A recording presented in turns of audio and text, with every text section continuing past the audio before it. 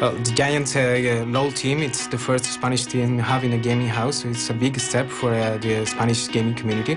The guys are really easygoing. Basically, the problem they have is that they like to play really aggressive. I was in a meeting with all of them. They were developing new ideas to improve their gameplay. After the meeting, they got pretty much motivated. I think they can improve really their playing style.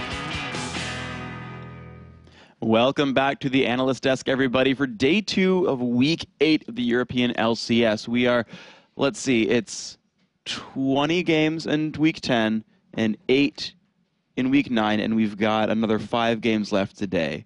So 34. 5 plus 8 is not 4. Is it 33? There you go. 33. 30 plus 23? games. No, because there's 20 in the last week. It doesn't 20 matter. in the last There's week. 2.5 weeks of games left to play. 33 games left to play, guys. I don't know why I decided to like do math randomly in an intro, but it felt like it was the right thing to do. My feelings are wrong. So, guys, 33 games left. And, you know, they talked a little bit about having a gaming house, you know, the little Giants intro right there. I want to actually talk about something else that teams have now in the professional scene, which is managers and coaches. I know we've talked with a lot of them already in general. I mean, what are you guys' feelings about the roles that managers have to play with these teams? So when you are in a professional team, you want to be able to concentrate on playing the game. We saw a post from Wicked on Facebook yesterday where he said, well, we all became individually worse because we are now only playing 5 hours. And, you know, people like me look at it like, you're only playing 5 hours a day and you feel that's not enough. I play 5 hours a day. I don't have to be good at this game to do my job. Yes, neither do I. What we know from America, for instance, is that Dignitas had a lot of problems in the beginning of the league because they had trouble finding a house, and Skara was actually taking care of a lot of the house scouting and so on. That is not something you want your players to be doing. Yeah. You don't want any of their mind share even to be occupied by that. So you have teams that have managers that just do silly things like make sure that there's an internet connection at the house, make sure that people eat. But also the coach role often overlaps with what a manager does. So you play against a team you may not have played against before, so they go and they do as much research as they possibly can. They prepare you with this stuff. I don't remember which team it was, but I heard about one team that just, I think it was Curse, yes. They literally had like binders of preparation at the NA qualifier, and their manager, Liquid, of course, just prepared them for about all of these amateur teams that they were playing. There's like, this is what they've picked in the last month in scrims. Here you go.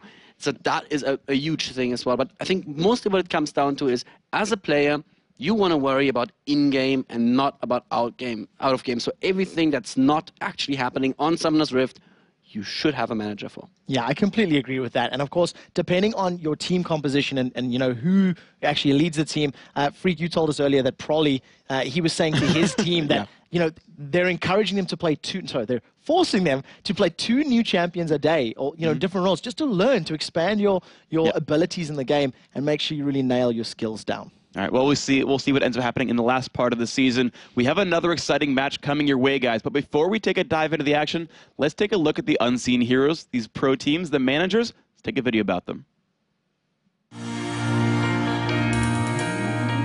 My name is Harry Wiggett, and I am the Fnatic League of Legends manager. My name is Minze Ko. I'm known in the scene as Rice. Well, I'm the manager of SK Gaming. So having our former manager, Deficio, playing support is actually surprisingly good. I created the team and wanted to be the manager, so I started from scratch with it and built it up.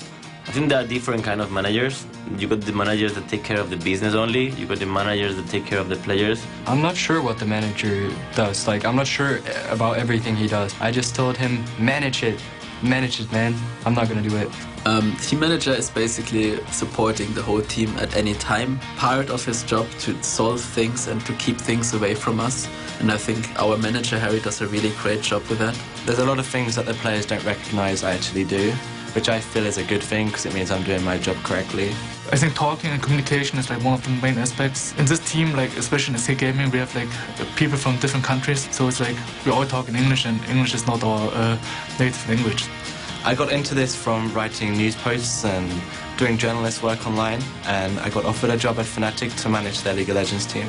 I do all kind of jobs in SK, and now the main focus is obviously the League of Legends team. Once we got close to Poland, Season 3 qualifiers, we knew we had to make a few changes on the roster. We wanted to keep it Danish as much as possible, so I figured, okay, might as well give this a shot. And now after we qualified, we just figured, okay, this is going good, let's just try and keep improving. Having a manager that does his job good is really important, and it is directly connected with winning. I think if now Harry was taken away from us, we would be like babies, we wouldn't be able to find any scrims, we would be totally lost. It's a bit of a parent role, I guess, being a manager sometimes. A team needs a manager, I think. Like, they always need someone who guides them. You have to really be there for the team, not just say be a manager behind your computer screen and never really ever meet the team. And they have to know that you're there, and they have to trust you, so they want to share things with you. We have a great luck that our manager is not only our manager, he's also a part of our team. He's a friend of us, he sticks together with us, he shares his life with us. He always puts up music in our room where we play, and he puts it loud, and everyone hears it, but no one says anything, and it's so annoying. My music taste isn't their favorite thing in the world, but it's something they have to deal with. Harry, man, you're really great, but you need to learn how to cook. Thank you very much, Minzik, for being so awesome and just being with us in the bad moments and the good moments, and basically helping us winning. I believe in my team and I believe in my players, but the main goal is to reach the finals in LA. I really love my job. Even though I don't get to really have a break, I wouldn't change it for the world. So we hear there from the unsung heroes, and you know, I mean, I was in Harry's position, we can say. I guess not a lot of people know that before I really got into shoutcasting full-time, I worked for Fnatic for a year as general manager there, and what they say is really true. The whole parenting role is definitely something that you have to fulfill. Obviously, it's a different level right now with the teams living together and what have you. Yeah, Harry needs to learn to cook, I think, is what we learned from that one.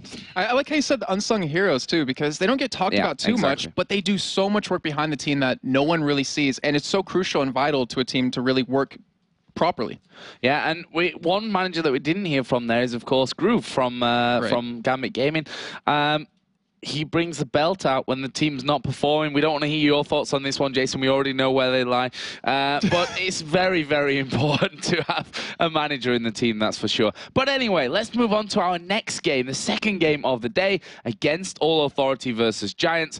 Again, a very, very important one for both teams down at the bottom. And we've seen the highs and lows on how bringing someone new into the team can go. Against All Authority, they brought in Diode, played a phenomenal game yesterday. Yeah. Even it surpassed Edward and KDA, which I'm sure he's quite upset about right now. But then we saw Dragonborns bringing in 2 new players that, had the lows of it. But, we seen against Authority, they looked phenomenal yesterday. We were talking about it. They look like a completely different team, and we'll see if they can continue that trend. Yeah, and the thing is, they took Corralius out, which they said was the weak part of the side. Corralius himself said, I don't have the best relationship with No. I've had some problems there, and hopefully Dude can really fix that with him. And, well, he's at the top of the KDA standings after one game, albeit, with a 15 KDA. It's not to be laughed at, that's for sure. We'll see what he can do in this one. Let's have a look at the 2 lineups for both teams, starting with against All Authority here on the blue side with Freddy 122. I was going to say in the top lane, but who knows where Freddy's going to be playing today. Vert in the jungle, Slayer, No, and the new man Dude. And over on the Giant side, we got Samix in the top lane, Morden going to be in the jungle, Exter in the mid lane,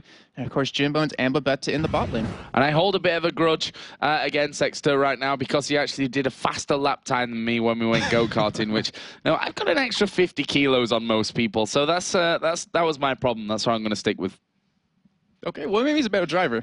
No. When was the last time I'm you just drove? heavier. Okay. I don't have a driving license, so, I was driving illegally on that track, but I was happy with my times. I got slowed down by other people. Well, as long as that's my excuse. See, as long as I go go-karting... It was Freak that slowed me down. Good guy, Freak. No. So the one thing I would hate, though, is I would hate to, topple over. That's what I'm worried about. Because I'm, really tall, so, it's really hard to sit in things, normally. Right now, my chair is so low to the ground. Well, that was the funny thing, seeing Wicked sit in this little go-kart, folded up. His knees to his face. And after he's like, I'm just too tall for this. I'm like, you can put the seat back. He's like, no, I didn't know that. No one told me that. So anyway, let's get back on topic. Against All Authority, let's have a look at their key player for this one. We've picked out the top laner or mid laner or bottom laner. Who knows where Freddy's going to be? The only place we know he's not going to be, hopefully, cross my fingers, not in the jungle. He's proven he can play a wide array of champions. I mean, we've seen him on Karthus, we've seen him on Kha'Zix. Yeah. If you name it, he will most likely play it. And also, there's a downside to it. He's died more times than every other top laner coming into week number 8. It's kind of a bad thing, but look on the other side of that coin. It could also be a good thing. It means he's taking risks and he's trying to create plays for his team. And we can see that down at the bottom, Dude, KDA ratio of line, which high. It's just too damn high. We just can't get those double figures in there. He's on a 15 KDA after 1 game, though. There's a disclaimer on that one. We'll see how he does here today and how that changes. And for Giants, then, the man that we've picked out, their jungler, Morden. Yeah, he's actually been considered one of the top junglers in Europe by quite a few different teams. He tends to focus on the middle and top lane to really help get those lanes snowballing. He doesn't really go bottom too much. But the one thing that I want to point out for him is that he has a different set of junglers than most players in European LCS right now. He plays, Elise. He plays like Mundo back in early LCS, and he hasn't really adapted to the new jungle champions. But I know he's been working on it, and we'll see if that can help his team pick up some wins. So they're the 2 key players that we picked out for this one, but overall, everyone's going to be key in this one, of course. And interested to see, against Authority, they won their last game, their first game with the new lineup. How that's going to go in the long run, it's a risky change. In the midseason, we talked about this over and over and over again with Dragonborns and their 2 changes. Now they've brought 1 man back. Still got Yamato Cannon in the top lane, of course. Mundo coming back into the team. But I don't want to take anything away, but this is a support role. In my opinion, the jungler is a much bigger change to have in your lineup than the support player is. I mean, Dude has actually played with Nono before in Epsilon when they were together, obviously pre-LCS time. So these 2 guys have a history with each other, and so far it's working out. And again, the disclaimer of it's only been 1 game. Right. We'll see how it works here against Giants. We're going to go into the picks and the bans. Jason, in terms of bans, what are we expecting? Casson should be taken away from Xer. We know how good he is always. The Rise, I wouldn't really assume to be taken away necessarily since he hasn't played in quite a while. But we do see the Kha'Zix taken away and the Kayle so far. So Kayle we saw yesterday, a pretty good champion, but he's also a really good counter to Zed. So that could be a possibility as being picked up by one of the teams here if they do let it slide through. You do see Volibear being taken out as well as Jarvan. I'm curious to see an Elise ban here if they're going to go for that and really single Morden out. But we'll see in time if they do go for that. Why you no ban AD Kennen? I thought you were going to talk about that one, to be honest, but I'm not sure if they're that scared of it at this point. However, a lot of teams have said that and lost afterwards once that AD Kennen comes in there. But against Authority do have a final ban, and there is the Kennen. So Elise has been let through. I'm curious to see if against Authority... Oh, there it is. Or as I say that, it does get banned out. I was going to say, I think against Authority we'll be able to pick it up, but they do actually go for Thresh. And I wanted to talk about this, is that Dude. So it's a new player into the team, but he also brings new champions. Like, for instance, if Croix likes to play Sona a lot and played Lulu right behind that. But, we saw Dude on Johnny yesterday. We're going to see him on Thresh now. We saw Croix actually on Thresh too. But, he brings a lot of new junglers, a lot of new breadth into the team, and we'll see how well this works out. Yeah, one thing that we know that Nono is going to often say during this game, Dude, where's my hook? Or you'll have Babette to be like, Dude, where's my AD carry? Could happen. It's not Blitzcrank, but we do have Shen and Misfortune being picked up here. So Jimbones, that's pretty much his go-to AD carry when Kennen is taken away. And Samix most likely will be playing that Shen, though I'm not sure if that will be in the jungle or top lane just yet, because we know Morden as playing different kinds of junglers than what the norm is. Yeah. And then, of course, Virtual going to be sitting on Nasus. Wouldn't be surprised to see that. We saw him on, I believe, Volibear yesterday. And, that's just kind of the go-to thing. It's Hecarim, Nasus, Volibear. It's like the 3 most jungle champions. Right. And I think this Nasus will actually be a choice here. With that Volibear obviously being banned out, they wanted to get rid of that one. It's very, very strong, especially at those early levels. Like, he's a very fast champion to get in there, especially if you add that in with a Thresh and you can get those Lantern ganks off, for example. But let's see then what against Authority go here. We've got the Thresh, who most likely will be playing in support. I don't want to count any other role out, because we've heard from a few players that Thresh does have that versatility to go elsewhere. Renekton. Now, coming into week 7, I'm not sure if that is still the case. I'd imagine it would be that Renekton was Freddy's most played champion. Well, it looks like he might be playing it again then. And it's a strong champion overall. It can really go head-to-head against most things. Not to mention you're very mobile and how you can jump into that back line. And Zed is still available. I mean, I want to point that out because he's been so crucial these past couple of weeks, and yet he has been picked up. We do see the Zyra picked up, and this is the thing. You don't know if it's going to be support. You don't know if it's going to be mid lane, so it's always one of those confusing champions. And we're going to see Exeter most likely lock in a jungler here or that top laner to really keep that sense of... what's the word I'm looking for, Joe? Surprise. Surprise. Thank you. Sense of surprise.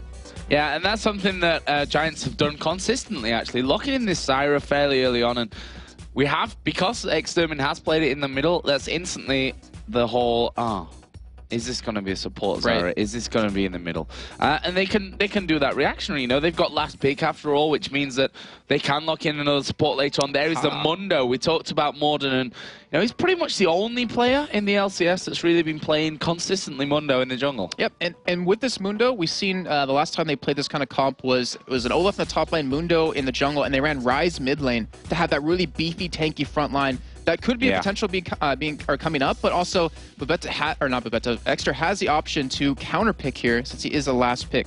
But we do see against Authority their next two pickups. They're against a very tanky lineup right off the bat. Wouldn't be surprised to see potentially a Vayne come out. We've seen Nono play a phenomenal Vayne. It's a really good champion to go against us. But then again, Varus is available, and that is another champion that does really good against high health targets. Well, let's see here. Against Authority taking their time, you can see focus on Nono and Dude's face. There is a Tristana, and obviously the call was made for that one, picked up and locked in straight away. And an Orianna. Interesting choice. We're seeing her less and less recently. That's a lot of damage they're missing, though, if they actually do lock that in. Like, they don't have a really heavy damage team at all. All you're really going to depend on is on that Tristana and that Orianna ultimate. So if the other team, the Giants, can tank that burst that comes out initially, they can pretty much trample through them with you know, the Zyra who could potentially go mid lane, the Misfortune who does a lot of damage, even AoE damage, and then their last pick coming in. And Mundo even does a surprising amount of damage with the cleavers and with his E procced. He does quite a bit. Persistent, annoying, sticking on you damage. And I was just about to say, Kassadin. You know, a high mobility champion basically to get away from the ball often is what we're going to see here. And it is a Kassadin locked in there. That is one of Extermin's favorite champions. Yep, we talked about that, you know, most likely should be banned out against him. It wasn't indeed. But, you know, he's a really heavy AP assassin. And if you take out Nono, for instance, if you take him out of the fight right away, where's their damage going to come from? Nowhere, and you'll be able to just destroy them as the fight does go on. So against the Authority, it looks like they're gonna have to do something amazing early game, because if they fall behind, they're gonna stay behind at this point. And Giants with Morden, we know how strong he is with Mundo, we know how strong he is in the jungle. He should be able to create some opportunities in the top and mid lane here for some very easy kills. And not to even mention the bot lane with that Zyra. Babetta, so spot on last week with his ultimates. He could even come down there and get up some free kills. So Dude, for example, obviously is going to want to get in there with the hook. If you think about, you know, where the ball's going to be in terms of getting those shockwaves off, getting those ultimates off, you got Renekton who's going to slice and dice his way right in towards that back line, trying to get in there onto the carries. But you've also got Thresh, who when he lands that hook, he wants to get in there because he wants to drop the box in the right position. And then with that Orianna ball on top, you can shockwave them all in to the box, and that's the setup that they're going to be going for here for this one. Yeah, I'm glad you pointed out, because that is so spot on. You don't really expect the Orianna ball to come in from that kind of person. Like, you expect someone that's going to dive into the middle of your team and then use it then. But if you see Thresh land that hook, go into the team, like you just said, it's going to destroy the Giants. But then again, it all comes down to, are they going to have the damage behind that to really back it up? Well, we're going to find out here.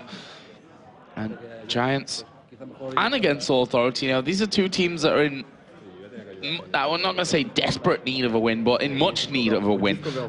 This is an important game, bottom of the table. I've referred to this already. These kind of games are 6-pointers, which Jason doesn't understand as an American, but I'm starting to understand a little bit. It comes from football, and that's not soccer. Before we get, I can try explaining it if you want. Go on then. Okay, so what it basically means is that it's not necessarily worth 6 points, but because you're taking a win away from the team and forcing a loss on them, it's like losing 2 games. I am very impressed with that one. We're teaching Jason here the laws of the footballs here in Europe. And yesterday, Freak described what El Clasico is. So, you know, overall good education here for the Americans in terms of football. But we are in game then against Seoul Authority versus Giants here, a bottom of the table 6-pointer game. And Jason, talk us through level 1. What will or may happen? I honestly don't think we're going to see any level 1 action. I think it's just going to be protecting your own side of the jungle. Like you're saying, 6-pointer game, it's very important. Against Authority, just got into 6th place. They're feeling comfortable there. They want to maintain that spot, and the Giants fell to 7th. So they're just going to try to play as safe as possible, just try to play the game they know, and then come out with a win here. We do see Nono, though, he's sticking around mid lane, so that almost makes me want to think that they could potentially send their AD carry support against Cassidy. We've seen that done against Ocelot many times on his Cassidy, to just shut him down, keep him out of the game early, and he won't start to snowball as the game goes on. Yeah, when you have to start farming up with the Sphere, then you know you're a little bit in trouble with the Cassidy, who obviously is, at the end of the day, is a melee champion when it comes to those auto attacks. So we'll see how that one all goes down. Lots of pings going on here early on, and that's just about positioning, trying to get the wards in there. But Better actually looking like he may go for that ramp ward, trying to get it as close as he can in towards the race, and there we go. What worries me, though, is that Giants, okay, we do see the pings coming in. I was about to say, if they don't get any creeps onto their AD carry and support, like get that early experience, then they're going to have a really tough time in lane, because you see Nono and Dude going for their own double golems, and that's to give him that earlier level 2, and with that, Nono will be able to jump on top of you, will be able to use either his attack speed or his E to reduce healing, obviously, and they should be able to push you out of lane if that does want to come to term.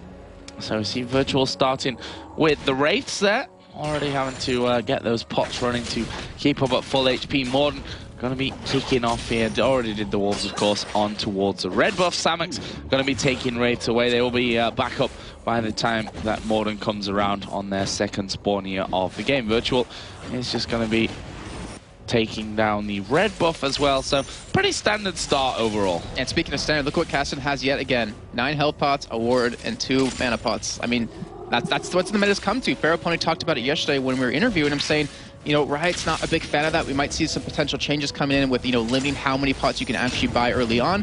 But that's what's keeping Cassidy in the game right now. Those 9 health pots to just stay alive to level 6 where you can really become effective. Exactly. He knows that Oriana's going to spend the time when she's not CSing is just harassment. Right. That entire time, trying to stop him from getting in there to pick up those creeps. So early on here in this bottom lane, talk us through it. Tristan and Thresh versus Misfortune Zyra. Well, Misfortune's always been one of those champions pre-6 that is just so deadly. She has like one of the highest DPSs until as the game progresses a little bit further. Tristan is going to have a tough time, to be honest. Like, yeah, you don't have your attack range built in just yet. You get that as you level up, so he's not going to be able to go head-to-head. But the thing is, as long as he farms up and gets the items he's going to need, he's going to be way more effective than Jim Bones will be at the end of the game. Exactly. Tristan now got that whole U-curve of performance in terms of how she goes through the game. And the game definitely not the strongest point, whereas Misfortune's definitely not got a U, I'd say. It's pretty strong throughout the entire game there. So we'll see how that obviously all breaks in, but I think we're going to need some good interaction here as the hook is going to land there on towards Jim. So jump in from Nono. Are they going to be able to lock down the first kill? Yes, they are. It's Thresh that secures it. There's another one for Dude. Can they get a double here? But Better going low. One more hit. There we go. Flashing from Nono. They take a couple of turret hits, but it's not going to matter. Double kill in the bottom lane. And the AD carry and support getting killed. And, well, a kill going over to the AD carry and support as well. First blood Thresh. And yeah, just as we were talking about Dude being like the breath of fresh air into the team, you saw right there, look at that coordination they threw off. I was going to say Thresh air, but I was like, no, I'll leave that to Joe. But you saw the coordination they pulled off. You know, you mentioned Crawley saying that they didn't really have the greatest relationship, him and Nono, but right there, that was ridiculous. Against Authority, their bot lane is a terror now because of those first 2 kills. And Johns, I don't think they really expected that. Well, definitely not. I mean, judging by the response of what happened afterwards, I'd say they probably didn't. As we are seeing Morden actually doing a bit of counter jungling here. He even gets the good old briefcase off onto Virtual as he comes through there on top of that ward, and a second one in a row. And that's the annoying thing about Mono. You know, he is fast. He can get around there. He's very much Shyvana-like. If you think back to the whole the times where Diamond was exclusively playing that Shyvana-like. Very, very quick to move around. Good movement speed to get into the lanes. Got a good slow from the briefcase as things go on as well. So we'll see how powerful his actual ganks are. But in terms of counter jungling, his clear time is not bad at all. And I actually love that you pointed it up because I looked at his skill budget just sitting on screen right now. He's 2 points in Cleaver. Normally you take your W to level it up to go quicker through the jungle since it's mostly AoE, but with that Cleaver, they might go for a very early Dragon. Like that Cleaver just destroys him, and that might give them a nice amount of gold that they're going to need, especially in that bot lane. Let's have a look at the early CS here. Orianna winning out against Cassidy, and that's to be expected. Obviously, a range versus a melee champion.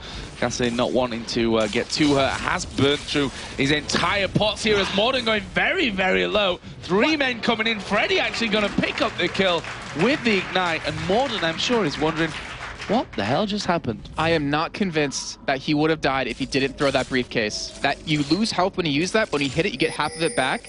And I think he would have stayed alive if he didn't use it right there. The Ignite was able to finish him off, and that might have been just a misplay out of Morden. Well, misplay or not, that is kill number 3 for Against All Authority. Going this time over to Freddy and his Renekton.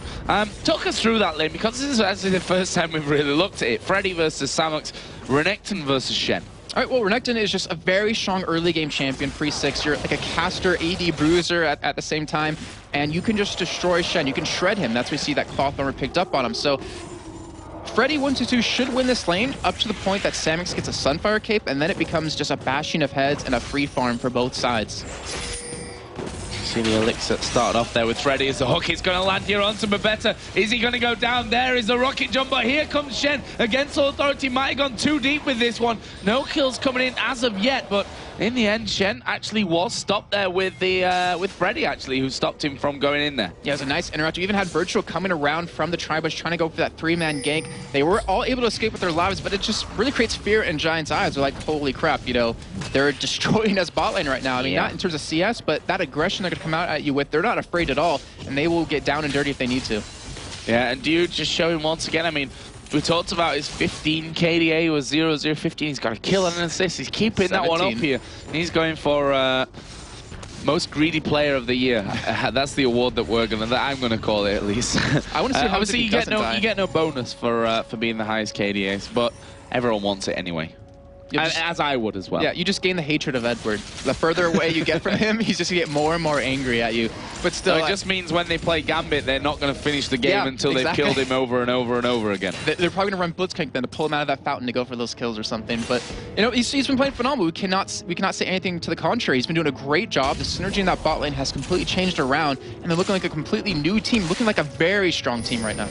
Yep, 3-0 up, 2,000 gold. It's almost 8 minutes in. This is a good total that they've got, as we are going to see Morden here under pressure. Actually, we will see that red buff being taken away. Morden again throws the briefcase in. This time, though, it won't lead to his death, as he needs to be careful. Schleyer and Freddy are both there here, as a ward is put down. So they're going to have vision there.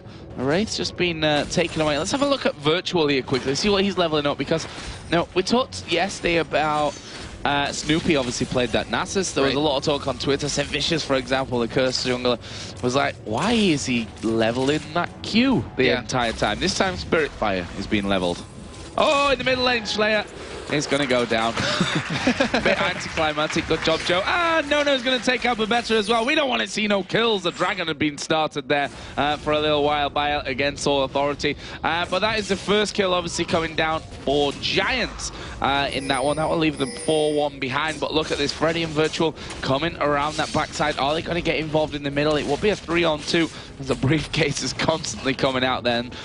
That's the annoying thing about Mundo, honestly. That briefcase on such a low cooldown, like, constant annoyance. What they should have done, I believe right there, was to potentially switch it up, not have their AD carry support fully back. I mean, yeah, we did see one of them go down, but, you know, they could have gone for Dragon right there, and with those cleavers, it would have been really quick. But then again, it's that moment where if you lose that fight, if you get an accidental engage, you're going to fall so far behind, this can be really hard for you to get back in the game. You know, Exter, he has a kill finally. He is starting to pretty much dominate Schleyer in that lane. You cannot count Giants out at all with his cast in play, and if you assassinate Nono, doesn't matter how far behind Jims is, they should be able to win those fights.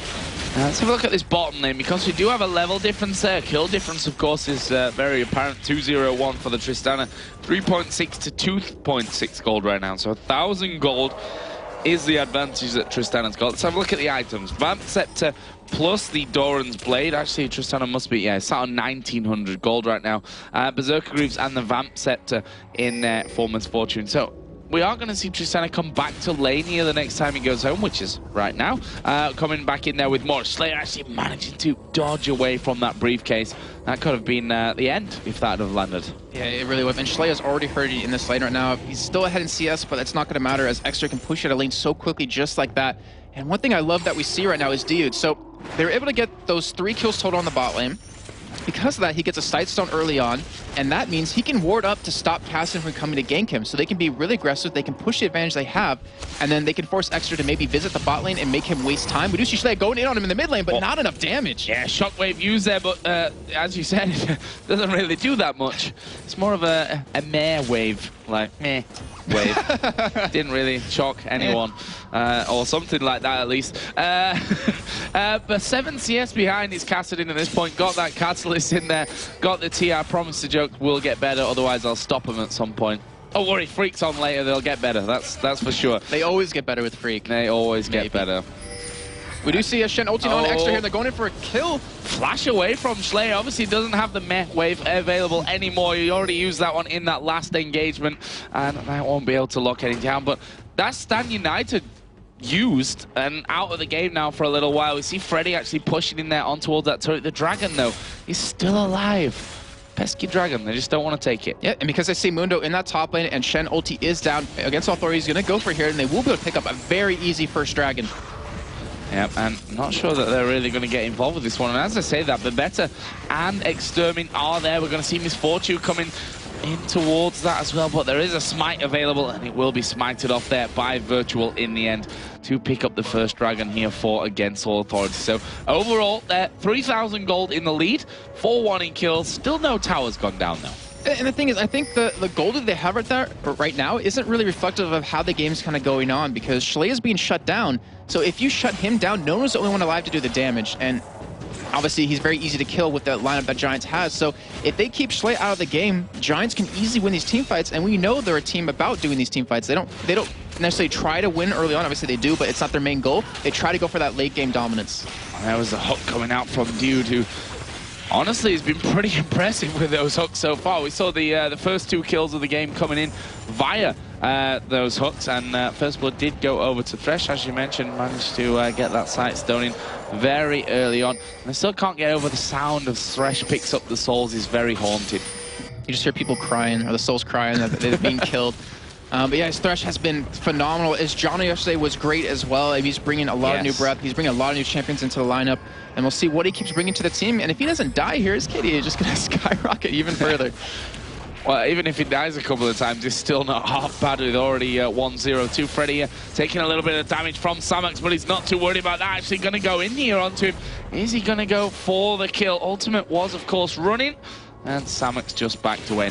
This is very much that scenario that you talked about. I mean, look at Shen's items. Giant's belt, Doran shield, double cloth armor. Like, you're not going to kill him very easily, that's for sure. He has 108 armor, 13 minutes of the game. He will be picking up a Warden's Veil, most likely with those 2 cloth armors. So we'll be able to shut down Tristana as well.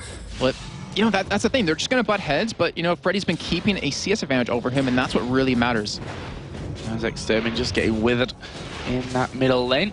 Warden just coming around to back up that middle lane as the ball comes in. Still no real damage coming out from Orion, obviously, with that Catalyst and the Chalice in there. Much more about the lane sustain at this point. But that will, at some point, be coming down from Schley, and we'll see how that all works out for against All Authority. Right now, though, they have a convincing lead, and to be honest, that gold lead is only growing at this stage. Yeah, as long as they keep that up, it's just going to make it even harder for Giants to get back in the game. But I'm seeing this wither happen on Extra over and over, and one thing that really kind of points out to me as the game goes on is, there's no point in withering a Misfortune, because she's like pretty much a caster as an AD carry. She has a double up to use, she has attack speed from her W, she has the ultimate. And it looks like they might be committing that wither every time to Extra just to make that hook have an easier chance of landing. Well, it looks like against All Authority going to go in here for that turret, and that will be turret number 2 of the game. And that is the second one, of course, to against All Authority. Both the bottom and middle outer turrets are down. They took that last Dragon, and we have a good 5,000 lead for them at this stage of the match, which, as I said before, just a few minutes ago, I was saying it's a 3,000 goldie, then a 4,000, now a 5,000. If you look down the CS, 137 to 114, as we are going to see Morton getting closed upon here. There goes the Strangle Thorns. A good grasping roots came down as well. Everything landed there by Bebeta will save the Mundo. And that's Bebeta Zai right there, just showcasing how good he is with it. But that hook out of Dude was so perfect. They even went for the tankiest member of Giants at this point. Weren't able to kill him, but still, He popped his flash, popped his ultimate, and he used the Zyra ultimate on top of that as well. So they could probably go for a push. We'd have Nono going head-to-head against Extra in the bot lane. I'm not really sure who's going to win this trade. Yeah, I don't think Nono really knew who was going to win that trade. He kind of jumped in and was like, oh, I probably shouldn't do that. Uses barrier there, actually. Nicely forced out by Extermin, who's going to keep going in. The flash is used. Gets the Void Sphere off. The Null Sphere, sorry. Everything's Void with Kassadin today, apparently. Void Walk.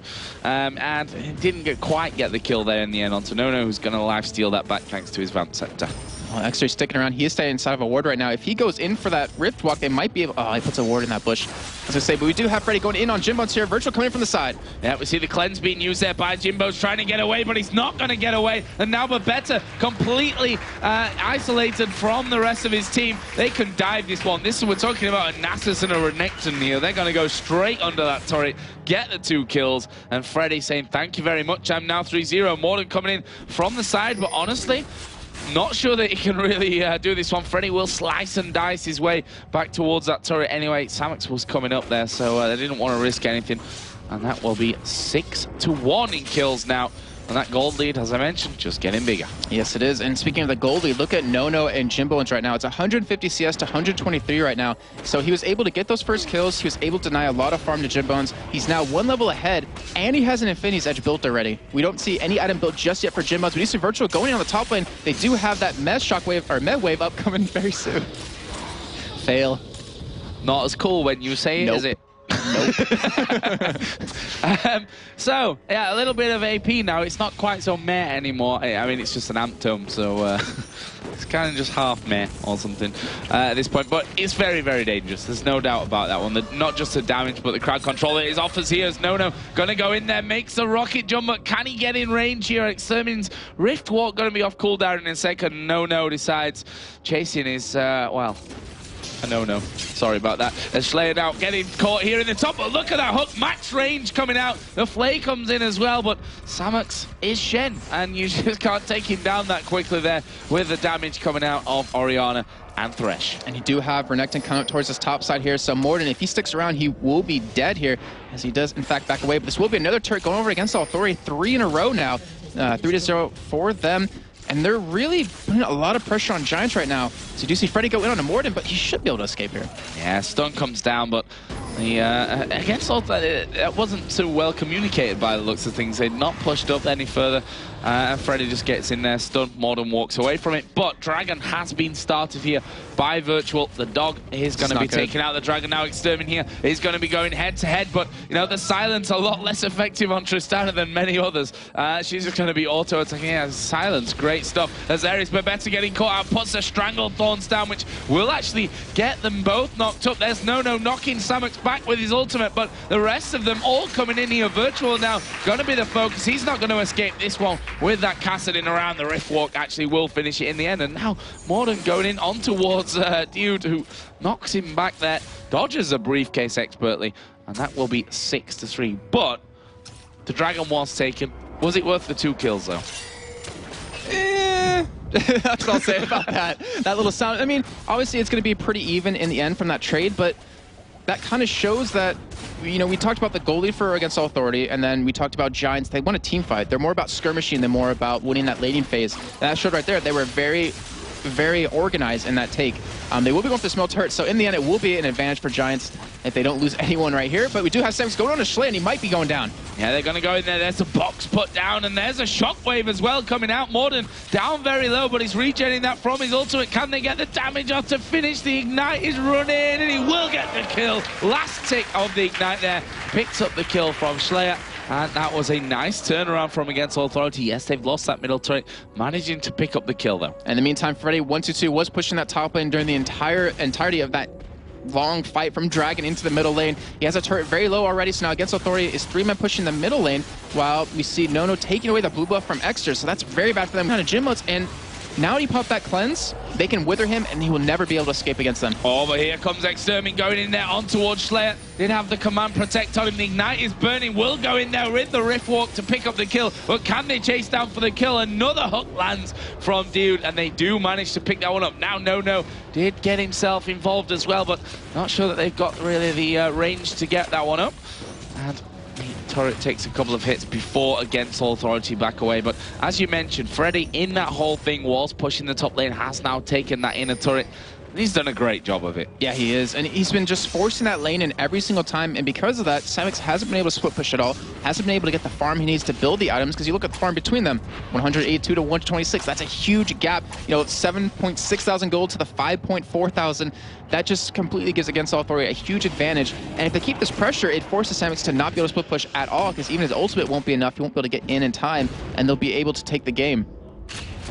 There's No as well, continuing his farm. He's 30 CS ahead of Misfortune, not to mention those 2 kills in there as well. Infinity Edge, Zeal, Vamp Scepter in there for No, who honestly, Morden can't really stand around there for too long. Yes, with the help of Extermin, if he comes in, he definitely could, but No, not going to be caught out by that. I like how they're leaving him alone to just free farm, get as much experience as possible, because that's when he really starts to, or she really starts to take off, is when you get that level 18, when you have one of the you want to get to that late game as fast as you can.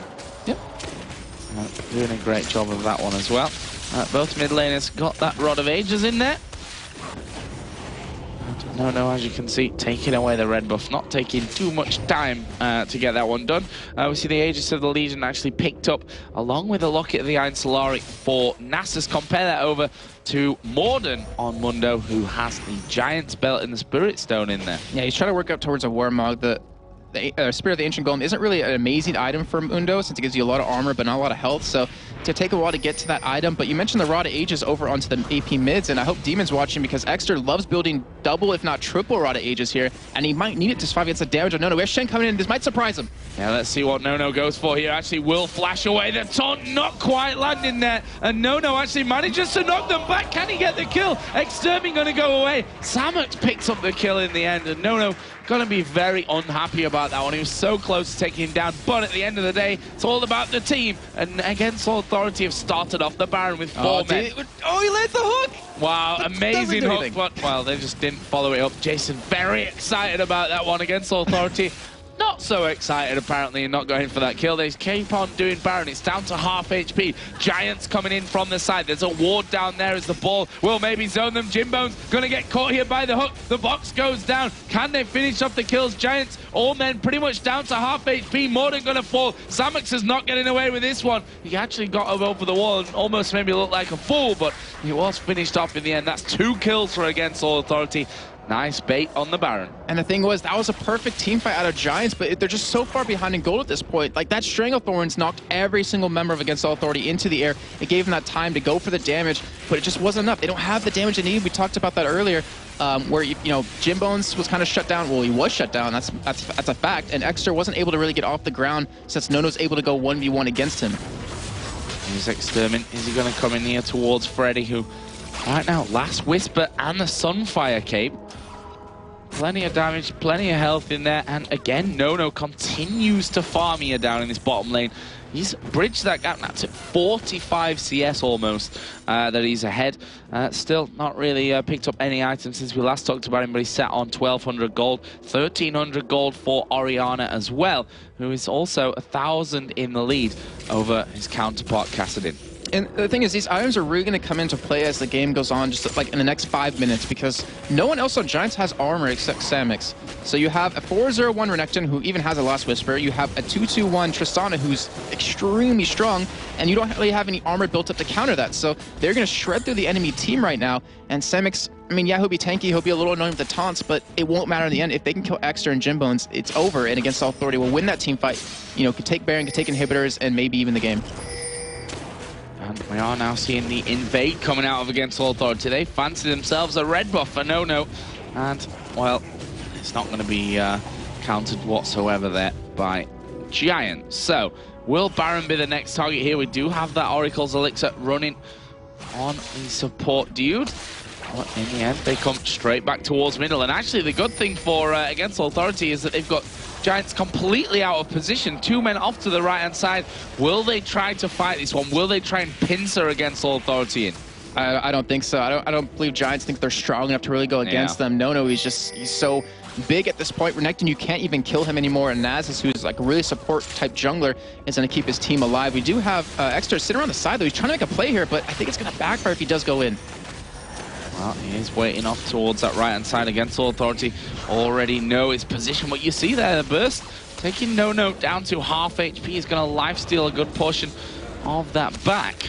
And Giants doing a good job of actually forcing against Authority away, but look at Freddy, the Crocodile going to come around the back. There's the hook onto Extermin. He's going to get knocked down to half HP. The shockwave comes down, locks up 3 of them, including the kill there on towards Kassadin. Samox is the tanky one here, but he's not going to last very long. Double kill coming out for Oriana. That's a 2 for 0. The Wither is down on Jimbo. You see Freddy slicing and dicing his way forward, but doesn't quite get in range to get that stun off. So you mentioned about Extra going in on No. It was a lot of damage, but like the downside to that is if he goes in and gets caught, if he can't kill No from 100 to 0, then he's going to die because No will be able to kill him in the time his Riftbot comes back up. We saw it kind of right there, exactly what happened. They got baited into a fight, but that was still well played by Against Authority. And Babetta, again, an amazing string of Thorns, knocking out 4 members of Against Authority.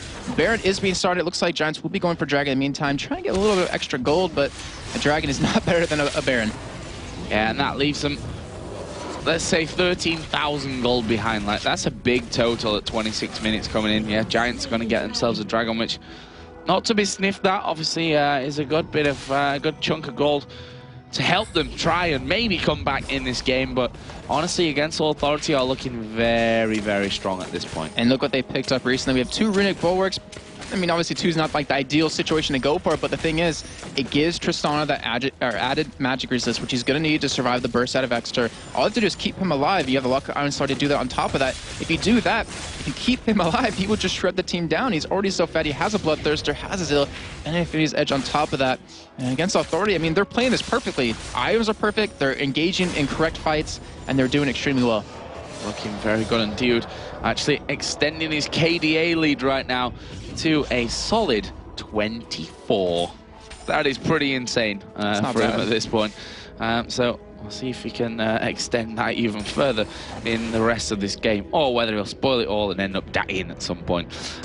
But let's have a look at the CS here, because, you know, as the game goes on, obviously it's harder to really compare that, but that 40 CS lead still stands between the AD carries. But it's the Shen versus Renekton score, which is 226 to 170. That is a lot, and then you factor in the 4-0-3 as well from Freddy. Yeah, they took advantage of Shen needing level 6, obviously, to get down and really help that bottom lane, because they went for those early kills onto the Giants. They picked those up, they kept that pressure on, and because of that, Shen had to keep leaving his lane over and over, and from that, Renekton would just push, he'd get even more farm and get even further ahead of Samox, and it's really hurt him this entire game. And we see another turret going down. That's turret number 6 of this entire game for Against All Authority. Shen was actually split pushing, but did recall here. Didn't want to use that Stand United to be coming back, when I think he could have actually forced Against All Authority to back away if he'd have kept going there onto that inner turret. I do like, though, that he picked up Home Guard boots, and we might need to see more Giants members do that, because if Against Authority gets any poke down on them, when you have Tristan who has the range, you have Schley with that ball, which can really hurt. You even have the Spirit Fire, I guess, if you want to count that in. They're going to need to get back to these front lines very quickly. That top lane still is pushing in, just like you were mentioning. Against Authority, we'll have to deal with it very soon. Do have Giants trying to be a little aggressive there, but if Against Authority can't get this turret, they're going to have to back away. Giants will force them off. That turret is still being pushed, but there's a decent wave coming back from it as well, so maybe not yet in 100% immediate danger. Against Authority, realizing that, are still stuck well up by the inner turret, which of course has already fallen a little bit earlier on. But it's all going to be about Dude at this point. When he gets that hook, we will see them go in there. It's Extermin actually coming around the side on towards Freddy. Yes, burst down to half HP, but that half of his HP bar is still a considerable amount of health. Against Authority, they're really hesitant to engage. I mean, Extra, he's sitting on the side every time, so he's really forcing Against Authority to make a move. And most of the time, it's just them backing away because of that presence of him. But he might get caught here as he does start to back away. He doesn't have any wards to smash. You know, he did have one ward in the towards the blue buff, which kind of spotted them. But instead, he's just going to get some farm. And this is a point where, if Giants are smart and they can kind of hold their lanes, like not let them push out super hard in these giant waves, then they can get a lot of farm and really start to catch up here. We might need to see, they have to pick up an Oracle, which he in fact just did, to clear any vision out in their own jungle so they can keep that gold income happening. Jimbones here pushing out to take their own red buff. Much needed pick up from their side of things. Let's see then what Giants are going to do in this scenario. No now with the bloodthirsty Infinity Edge is going to be hurting a lot. He's up at level 16, so now in terms of range, he is hitting you from a long way away, and is hitting you very, very hard at the same time. As Extermin is actually pushing down this bottom lane. May pick himself up an outer turret. Virtual's going to go down and counter that one. In the meantime, Freddy's pushing the top lane out completely as well. You might see against Authority with no group in the middle, push them back and not let them back and defend against that. If Freddy wants to continue, you see Samix, and she will be going back as Exter is still trying to go for a push onto this turret. I mean, I don't think he can really get it because that Wither over and over can just stop that attack speed, and Virtual's just going to get a lot of free farm there. He's going to need really help from anyone else in his team to take a turret. And keep in mind, they've taken 2 turrets to 6 now against Authority, so they've been limited on gold quite a bit, and you see it in just the total gold built up. 49,000 to 38,000 at this point. Yeah, big lead for against All Authority. Dragon going to be coming up again in 1.5 minutes. Baron buff has run out now for against All Authority, so not sure exactly on the time that ran up, but it's going to be coming up here fairly soonish. As again, against All Authority are going to be pushing up towards that inhibitor turret. Couple of hits coming out there from No. You just waiting off towards the side. He's going to land the hook here on towards Morning. There is the shockwave going to come down. It drags 3 of them in. Bullet Time actually cancelled their mid-channel, and Samux actually will ultimate off on towards Babetta, and no kills resulting from that one from against All Authorities there. They finally do kill out Samux. Can they get the finish here on Jimbones? Wither goes down. Will they go for more on Modern? No, they're quite happy with forcing them back, taking themselves in the inhibitor turret and the inhibitor itself. And that's what they were waiting for. They were always hesitant because they wanted Dio to land that hook and really make that engage happen. They also wanted to bait him into a death, which you see finally happen. So there goes this KDA split in half. But still, that's what they're waiting for. That's their big play. And if Dio can keep doing that and create opportunities, like that's a middle inhibitor down. If they ever land one hook and pick up kills off of that, it will be another turret, another inhibitor, maybe a Baron again. And against Authority, like, they're depending a lot on their new support, and he's pulling through. Like, he's really rising to the occasion. Yeah, that's what we talked about in the pregame as well. The whole combination of Thresh and Orianna, they did exactly what we'd expected of them, which is get the ball on top of Thresh, wait for him to land the hook, wait for him to get in there, drop the box, and then go further. Is Extermin going to come in here on towards No? Is he going to be able to get in there for the kill? No, not quite, but you see the danger. No, he won't go in for that kill, and that's just ridiculous. I mean, Exter went in there really confident and ended up being turned around and having to walk away with his head hung low. But that's just how far ahead he is. He has a Quicksilver Sash, so he can get away from that silence if he needs to jump, and not to mention that taunt out of Samix, which is the really only saving grace Giants had to lock him down was that taunt. But with that QSS, he'll be able to get out of that, he'll be able to keep his damage going, and the items are just getting further and further ahead for against All Authority. Baron coming up here in 15 seconds as well, so we may see against All Authority go straight in for that one directly on the spawn. We can see on the minimap that they're starting to close in on that position. They've got the wards down. The Oracle from Dude has cleared out everything that Giants had to offer there, and as the Baron comes up, they're already ready and waiting to take it down. Watch for this pull coming in here very shortly. We have Exter, who's on the bottom side, going back towards him. It looks like they will concede this Baron. And that's... I mean, it's a good move to get away, because you know if they lose this fight, the game's going to be over. But now you're defending against a Baroned up team when your wave clear isn't that good at all. No. I think it's a case of when at this point for against All Authority. They've been very, very cautious about the initiations. Obviously, they've waited a lot of the time for Dio to really single out that first person, then go all in on that one. So have a look at the items that we're seeing now being picked up. Phantom Dancer finished for Tristana, along with that Bloodthirster and the Infinity Edge and the Quicksilver Sash. But in terms of damage, Tristana right now at her peak. And they're pretty much dead. He's pretty much dead even with Jimbones too. Like, only advantage he has is that his range is a lot... not equal in damage. I forgot about the Infinity Edge right there. But he also has the range advantage over Jimbones, which is going to hurt quite a bit. And Joe, I have to ask you, Schleia with his items, is that still a meth wave? No. It's the full-on shockwave now? It's a full-on shockwave. All right. Good to see that. But yeah, the items are just... They're very far ahead. We saw Schley actually keep his Chalice at a Chalice because he wanted to go for some damage. He knew he was going to need it. And we saw the Saracen Embrace picked up for Exter, which saved his life there going head-to-head against No. And Shen still just straight armor. But at this point, once Tristana gets that last Whisper, he cannot even go head-to-head against him either. Yeah, exactly. That's the point that's going to be bad for them. Against All Authority starting to go in. No. Gonna get a couple of hits off on towards the turret. Minion wave now coming in here as well. And watch for Dude here, down on the left-hand side. Let's see how he brings in this Samek's Hawker. going Samek's down. going very, very low. They actually will manage to get away just about until the Ignite was running the whole time. Freddy is in there as well. Can they pick up the kills? Freddy actually going very, very low. Command Protect Virtual actually running straight in there as well. Puts the Wither onto Jimbones. That's going to cancel out any good effects that Phantom Dancer's having over him. But can against All Authority here pick things up? It's 5 versus 4.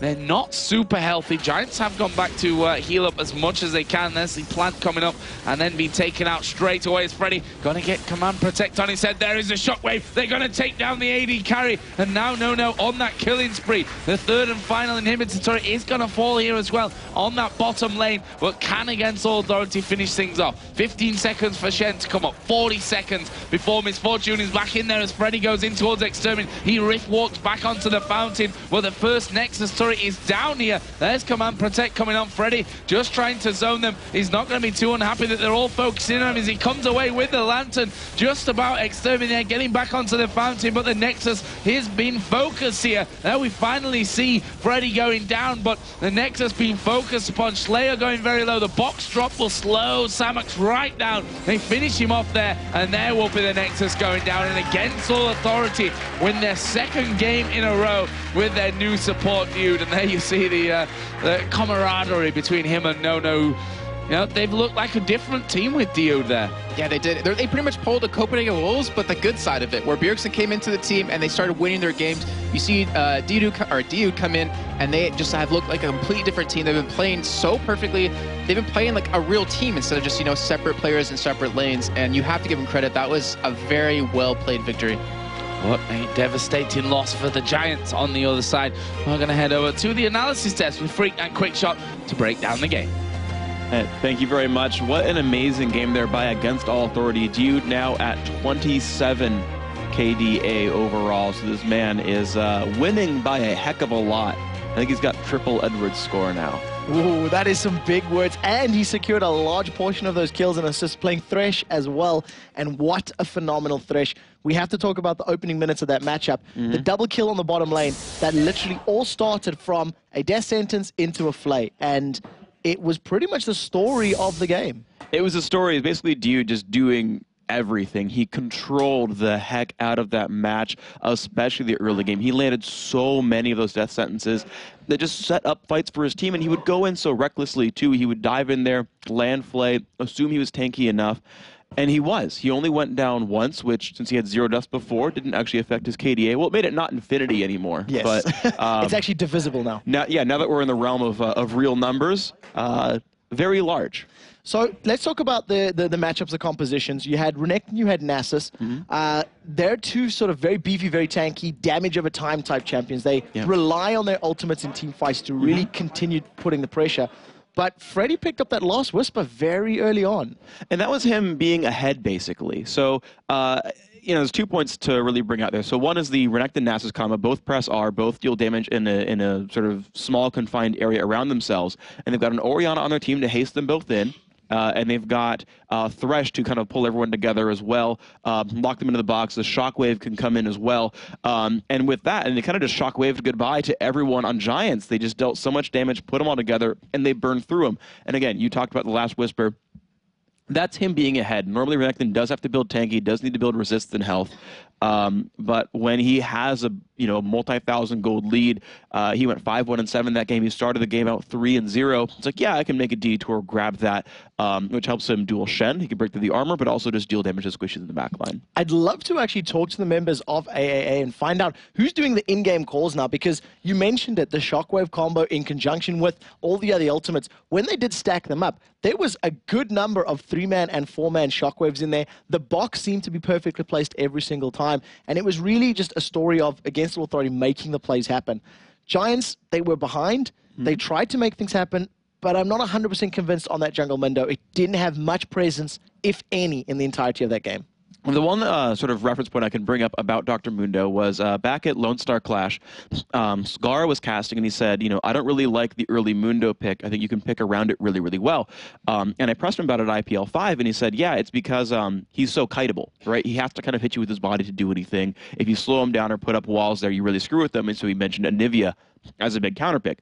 Well, you look at Tristana, Thresh, Oriana, the slow from Nasus. Like it's kind of like Volibear, where like you've just got ways to say slow down. You can't walk at me anymore, and it blocks anything that he can really do. And we sort of saw that, right? Like he had more than enough health to survive, but not enough movement speed. Yeah, not at all. So we are going to jump into a replay just to really highlight the specifics of this matchup. What ended up happening on the bottom lane, Nono did go down, but he pulled 2 members of the Giants down there to pick up that kill.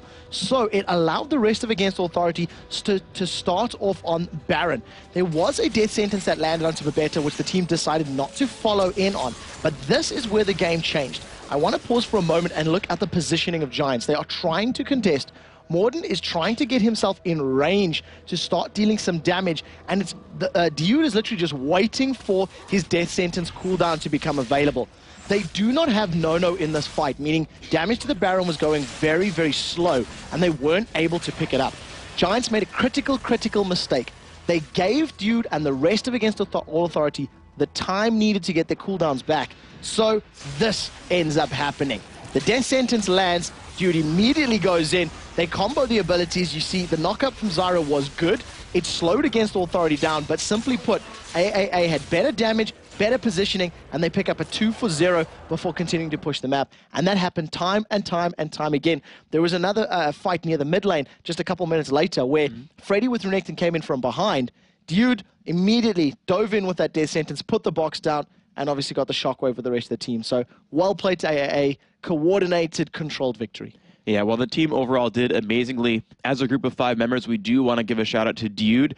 He was arguably the MVP in the first game of their day yesterday, but also definitely today as well. Played phenomenally. That KDA now 27, as we said before. Massive, massive score for him. And I mean, what can you say, right? You saw the game there. Just that game was its own highlight reel. Yeah, exactly. You know, and it's really, really good to see that new synergy in the bottom lane. I do feel like we're hyping him up, but with good reason. He is delivering 2 games out of 2 so far. They have another matchup later today, and we'll have to see how this dude performs when the pressure's on. Well, we'll of course see. And we've got an interview as well with Nono from Against All Authority. Shocks, take it away. Yes, I'm here with Nono. He's smiling as always. And the reason to smile, your support got MVP, Dude. So tell us something about the synergy between him and you and why it is that you have such an extremely good connection. Yeah, because we play together and he's such a good friend to me. So we are always happy together. We make a lot of jokes. And we can see it on the computer. Because for me, the real life and the virtual life is finally the same, because we have a team, so we have to be a good relationship, we have to be friends, and etc. Absolutely. Talking a bit about the team comp, you went for that Tristana. How did that work in your team specifically? Yeah, they wanted me to pick Tristana to have the late game, to have a late game hero, and to be able to carry. So I just AFK farm, tried to kill Kassadin, but didn't work, and yeah, that's it. Yeah, a lot of trying to kill that Kassadin we saw. But it seems like AAA is going back to the first weeks of LCS where you performed really strong. Was there a time, maybe during Lille, that you thought, we might lose our jobs here if we continue like this? And where did you go from there? Yeah, exactly. We weren't that serious because the mood on the team wasn't that good. But now Jude is there, and as you can see, he's always smiling, always joking, he's really a good teammate. And he brings us so much fun and jokes, so I think, yeah, we are definitely better, and we want to improve, we want to show to the others that we deserve our spot.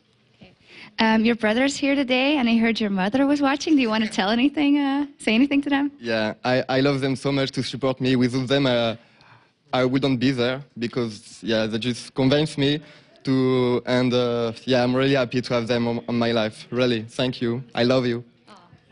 Merci beaucoup, Nono. Maman.